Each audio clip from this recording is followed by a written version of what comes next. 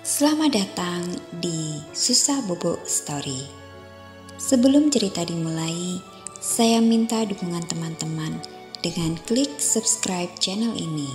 Dan jangan lupa nyalakan lonceng notifikasinya agar tidak ketinggalan cerita-cerita baru dari channel ini. Selamat mendengarkan. Pada zaman dahulu kala, hiduplah seorang raja bernama Kertamarta dari kerajaan Daha. Raja Kertamarta mempunyai dua putri yang cantik bernama Putri Candrakirana dan Putri Dewi Galuh. Suatu hari, datanglah seorang pangeran tampan dari kerajaan Kahuripan berkunjung ke kerajaan Daha. Pangeran itu bernama Raden Inu Kertapati. Karena kecantikan Putri Candrakirana terdengar sampai di kerajaannya, maka pangeran itu bermaksud untuk melamar Putri Candrakirana, dan raja pun menerimanya. Akhirnya, diadakanlah pertunangan antara Raden Inu Kertapati dan Putri Candrakirana. Namun, pertunangan itu membuat Putri Dewi Galuh merasa iri dengki karena dia merasa pangeran tampan itu lebih pantas untuk bersanding dengan dirinya. Maka, dengan membawa kebenciannya, dia pun datang kepada nenek sihir dan memintanya untuk membuat Putri Candrakirana menjadi buruk rupa, sehingga akan dijauhi oleh Raden Inu Kertapati. Atas perintah Putri Dewi Galuh, maka dirubahlah Putri Candrakirana menjadi keong emas oleh nenek sihir itu. Lalu dibuanglah si keong emas itu ke dalam sungai, dan Putri Candrakirana pun menghilang dari istana. Suatu hari, ada nenek-nenek pencari ikan di sungai menemukan keong emas yang cantik tersangkut di jalannya. Karena indah bentuknya dan tak sampai hati si nenek memasaknya, maka dibawa pulanglah keong emas itu dan dipelihara.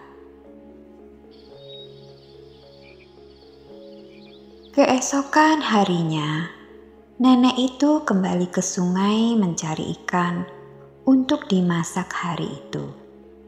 Tapi malang, tak seekor pun berhasil dia tangkap. Dengan badan lelah dan lapar, dia pun pulang ke rumah tanpa hasil. Namun, betapa terkejutnya dia ketika kembali ke rumah dan melihat di meja sudah banyak makanan hangat tersaji, lengkap dengan lauk pauk dan buah-buahan segar.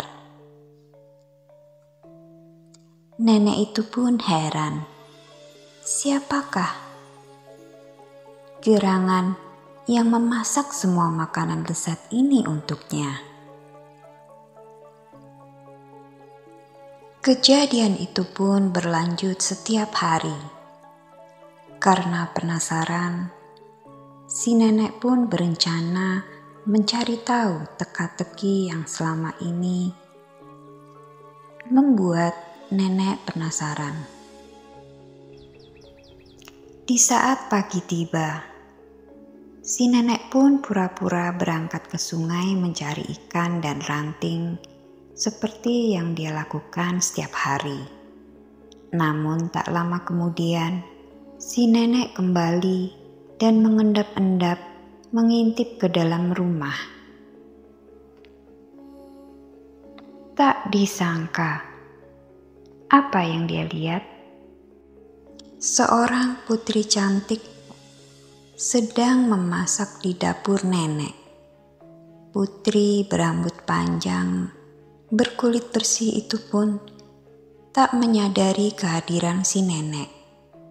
Dengan perlahan, si nenek itu pun menampakkan diri dan menyapa sang putri.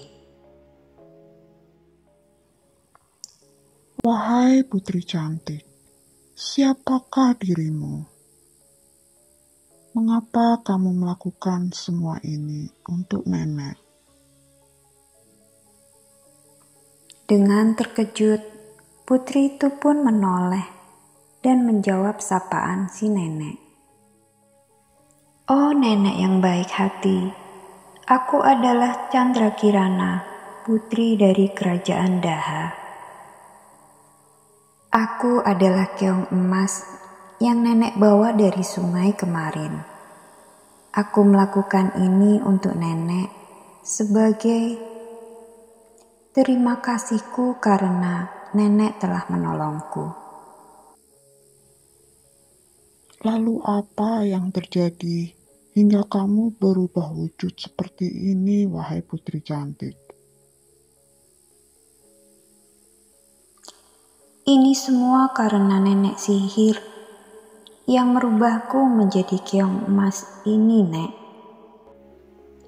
Kemudian seketika Putri Candrakirana itu pun berubah wujud kembali menjadi keong emas setelah membuka jati dirinya.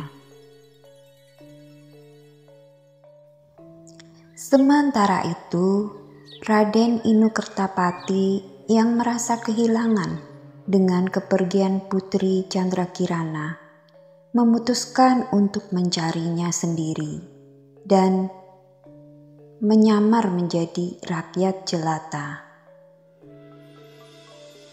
Namun, nenek sihir utusan Putri Dewi Galuh yang mengetahui itu langsung menyamar menjadi gagak untuk menyesatkan jalannya Raden Inukertapati dalam pencariannya, sehingga menjadi semakin jauh dari keberadaan Putri Candrakirana. Namun, di perjalanan, tiba-tiba Raden Inukertapati bertemu dengan kakek renta yang sedang kelaparan. Melihat itu, sang Raden yang baik hati itu langsung mengeluarkan bekalnya dan memberikannya kepada si kakek.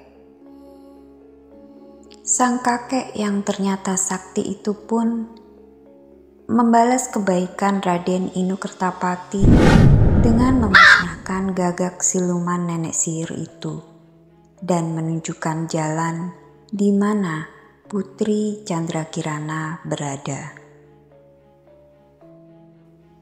Dan benar, Raden Inukertapati pun menemukan cintanya kembali di sebuah gubuk tua di dalam hutan di tepi sungai, tempat nenek si pencari ikan berada. Kemudian diboyonglah si putri dan nenek yang menolongnya ke istana.